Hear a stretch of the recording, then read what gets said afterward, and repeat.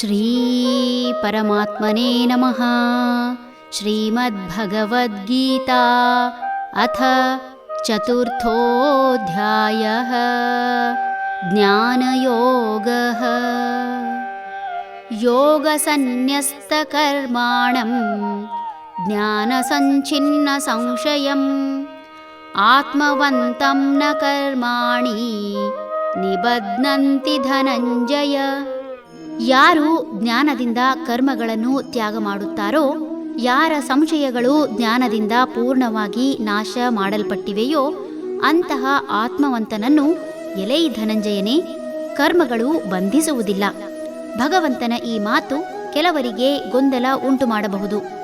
ಇದುವರೆಗೂ ಕರ್ಮ ಮಾಡು ಎಂದು ಹೇಳಿದ ಭಗವಂತ ಜ್ಞಾನದಿಂದ ಕರ್ಮಗಳನ್ನು ತ್ಯಾಗ ಮಾಡುವುದರ ಬಗ್ಗೆ ಹೇಳುತ್ತಿದ್ದಾನೆ.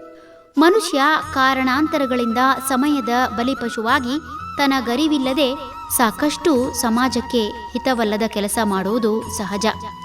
ಕೃಷಿ, ಹೈನುಗಾರಿಕೆ, ಕೆಲವು ಗೃಹೋದ್ಯಮ, ಸೇವಾ ಸಂಸ್ಥೆ ಬಿಟ್ಟರೆ ವ್ಯಾಪಾರೋದ್ಯಮ, ಕಾರ್ಖಾನೆ ಇನ್ನಿತರ ಎಷ್ಟೋ ಕೆಲಸಗಳಲ್ಲಿ ತೊಡಗಿದವರು ತಮ್ಮ ಅಸ್ತಿತ್ವವನ್ನು ಉಳಿಸಿಕೊಳ್ಳಲೋ ಎಂಬಂತೆ ಸಾಕಷ್ಟು ವ್ಯಾಪಾರಿ ಧರ್ಮ ಎಂದು ನಂಬಲಾಗುವ ಮೋಸ, ವಂಚನೆ, ಲೋಭ ಇವುಗಳನ್ನು ಯಾವುದೇ ಅಳುಕು ಇಲ್ಲದೆ ಆಚರಿಸುವುದು ಕಾಣುತ್ತದೆ. ವ್ಯಾಪಾರಂ ದ್ರೋಹ ಚಿಂತನಂ, ಅಂದರೆ ವ್ಯಾಪಾರ ಎಂಬುದು ದ್ರೋಹ ಬಗೆಯುವ ಕಾರ್ಯ ಎಂದು ಬಿಂಬಿಸಿದಂತಾಗುತ್ತದೆ. ಆದರೆ ನಿಜವಾದ ಘೋಷವಾಕ್ಯ ವ್ಯಾಪಾರಂ ದ್ರವ್ಯ ಚಿಂತನಂ ಬದಲಾಗಿ ದ್ರೋಹ ಚಿಂತನಂ ಎಂದಾಗಿದೆ. ವ್ಯಾಪಾರ ಮಾಡುವ ಉದ್ದೇಶ ದ್ರವ್ಯವನ್ನು ಪಡೆಯುವುದಕ್ಕಾಗಿ ಎಂಬುದು ಈ ವಾಕ್ಯದ ಅರ್ಥ. ಯಾವುದೇ ವಸ್ತುವಿನ ಬೆಲೆ ನಿರ್ಣಯ ಮಾಡುವಾಗ ಧರ್ಮ ಪಾಲಿಸಬೇಕು. ಒಂದು ವಸ್ತುವನ್ನು ಎಷ್ಟು ಕಡಿಮೆ ಬೆಲೆಗೆ ಇದನ್ನು ಉಪಯೋಗಿಸುವಂತಹ ವ್ಯಕ್ತಿಗೆ ತಲುಪಿಸಲು ಸಾಧ್ಯವೆಂಬುದನ್ನು ಕಂಡುಕೊಂಡು ತಾನೂ ಸಹ ತನ್ನ ಉದರ ಪೋಷಣೆ ಹಾಗೂ ಬದುಕಿನ ಇನ್ನಿತರ ವೆಚ್ಚವನ್ನು ಅತಿ ಕಡಿಮೆ ಮಾಡಿ ವಸ್ತುವಿನ ಮೇಲೆ ಲಾಭ ಹೆಚ್ಚು ಇಡದೆ ಬೆಲೆ ಏರಿಕೆ ಆಗದಂತೆ ಜಾಗ್ರತೆ ವಹಿಸಬೇಕು.